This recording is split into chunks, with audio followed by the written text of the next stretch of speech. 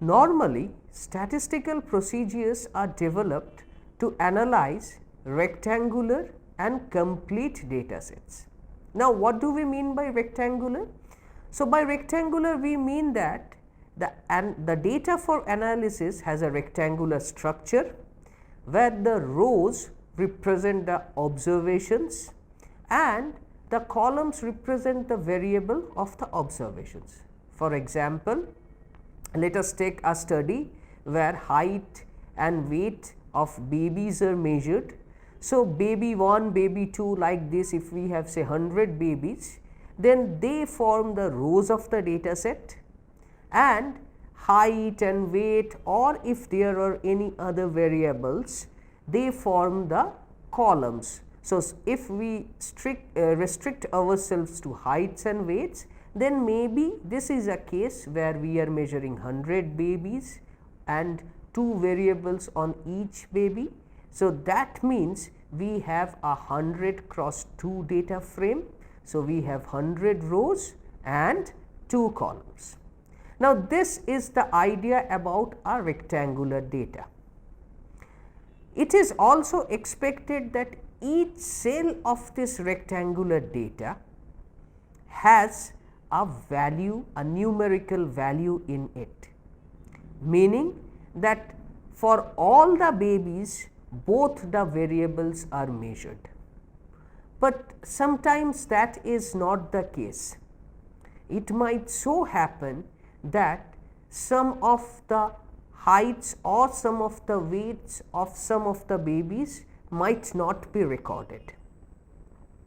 So, we are left with couple of options. The first option is we make our data complete by throwing out all those rows which does not have or which has a missing value and analyze the data, or we try to make an educated guess about what exactly is the missing value, and to make this guess, which we formally call as imputation, we would be using a lot of techniques.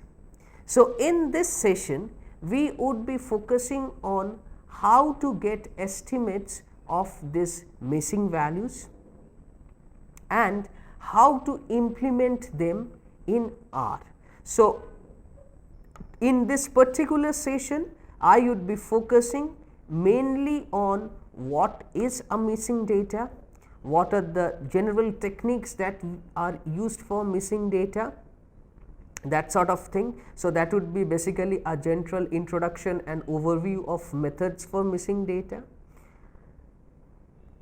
and then subsequently we would go deep into missing data and see what are the maximum likelihood based procedures for missing data and what are the imputation based procedures for missing data.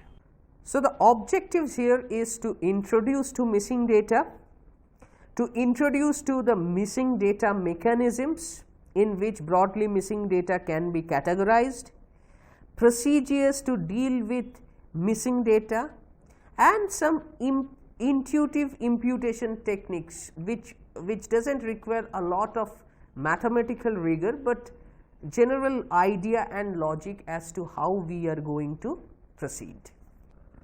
Now, standard statistical methods are developed to analyze rectangular data sets which are complete in nature. So, here the rows represents units, cases, observations, subjects, individuals, etc., while the column represents the variables measured. Now, each cell in the rectangle represents measurement of a variable from a given unit.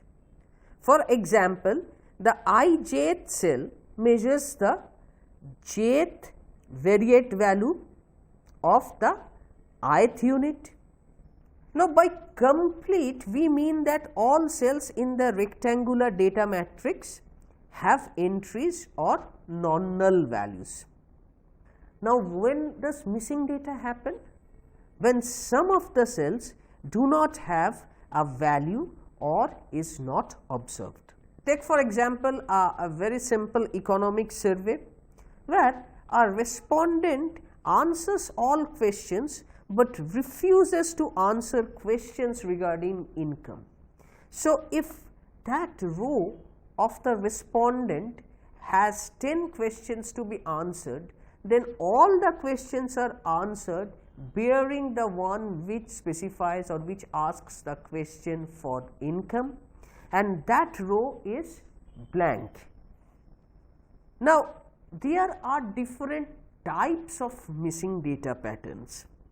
So, the first missing data pattern is called missing completely at random, or the MCAR or MCAR as we are going to call. Now, a variable is missing completely at random if the probability of missingness is the same for all units. Example, in a survey, an additional set of questions are asked to a simple random sample of original samples. Now, what happens is we are conducting a survey, and say suppose the survey has say small n number of samples, and from those small n we choose small k and ask a few questions. So, we have the answers for those extra questions in those k respondents, while for the remaining n minus k respondents there is no answer. But note that this k respondents have been chosen randomly from the n respondents.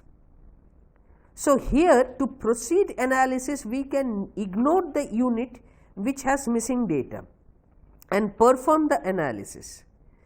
This does not bias the inference, because those k is absolutely randomly chosen from the n. So, it is as good as instead of asking n persons the questions, or instead of thinking that I have asked a question to n people and k have replied, I can just think that as if only k has been asked the question and ignore the remaining n minus k and do the analysis on k.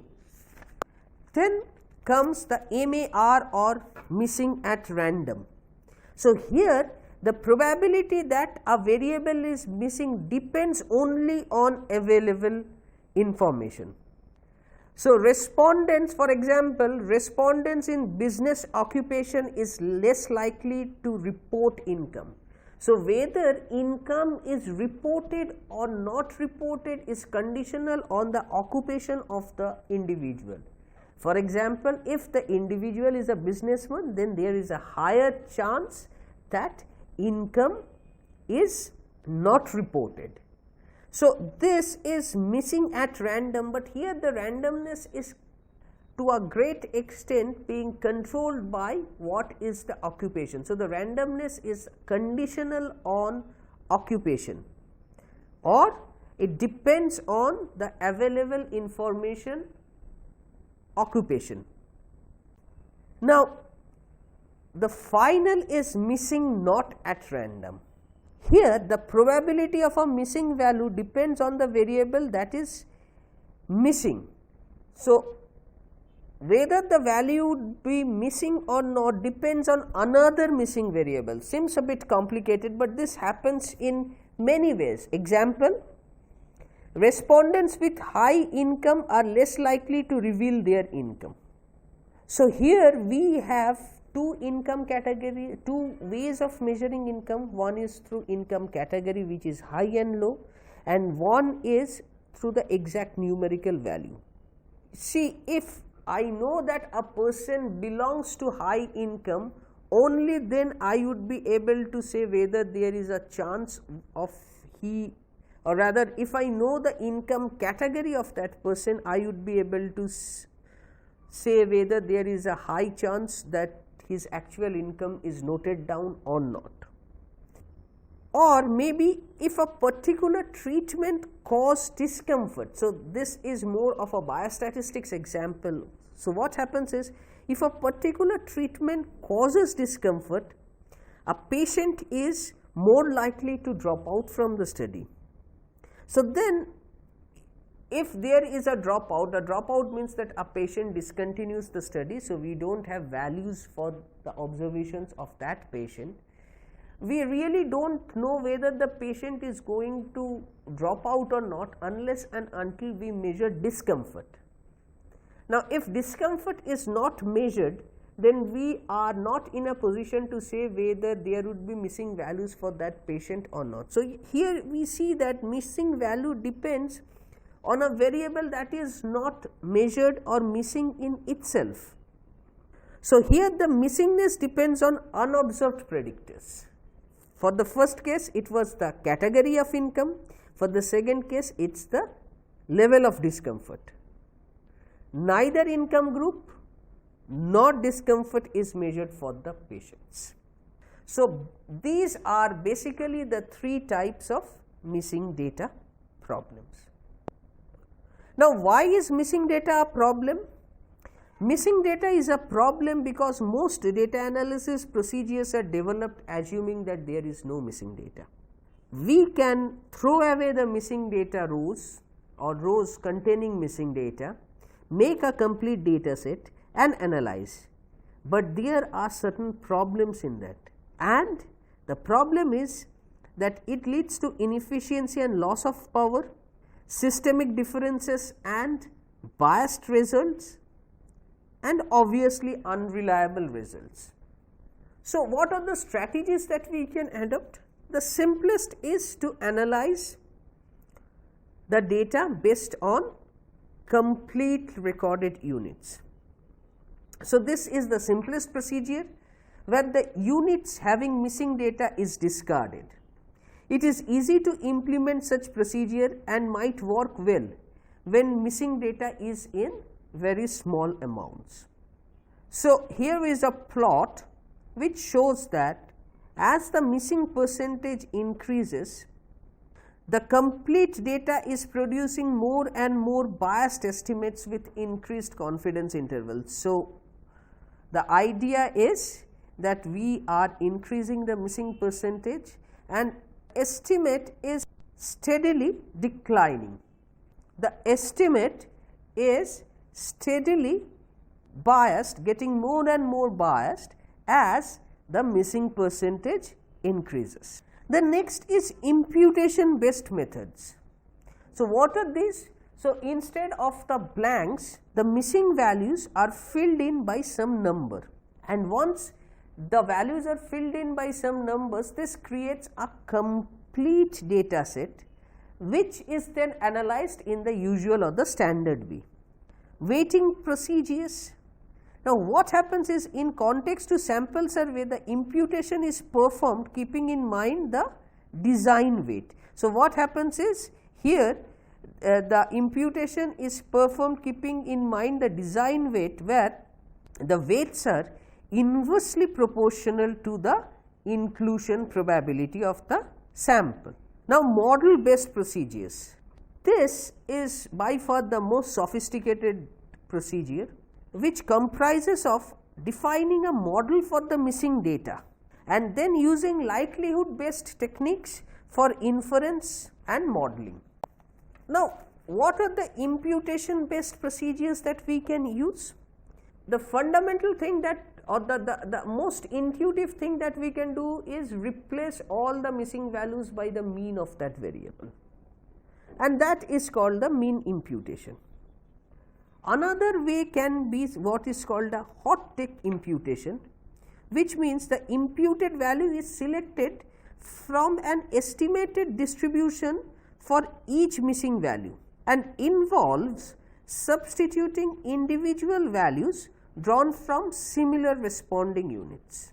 So, I would just see what are the units which are similar to the one which has missing and take the variable which is missing and replace it by the variable value of the similar one. The same thing can happen where instead of searching for the present data set, we use historical data or some external source or a previous value from the same survey and replace the missing value, and this is called a cold take imputation. Finally, we can use a conditional mean or a regression imputation, where the missing value is predicted based on the available information. So, what happens, let us take an example that we have height and weight and say some of the heights are missing. So, on the available height and weight, if we can construct a regression equation of height as a function of weight and then use the missing weights to predict the heights and impute those or put those heights in the missing value of heights to create a complete data set and do the regression imputation. Finally comes the idea of multiple imputation, where one imputes multiple times for the missing item, and for each imputation one conducts the complete data analysis, and this is repeated over and over and over for many times, and this yields valid estimates of the standard errors of the parameters calculated. So, in this session we have learnt about missing data. So, missing data was introduced and we learnt about the various techniques or procedures broadly that can be used for missing data. In the next session we would be starting with maximum likelihood methods for missing data, where all the different patterns of missingness would be once again defined in context to a maximum likelihood. So, if we have a distribution of the missing data, what each type of missingness means, and subsequently we would progress into analyzing different in analyzing this data, the missing data using different maximum likelihood based techniques. So, in the subsequent lectures we shall be dealing with the missing data patterns for likelihood based missing, and then we would move into what is called the EM algorithm,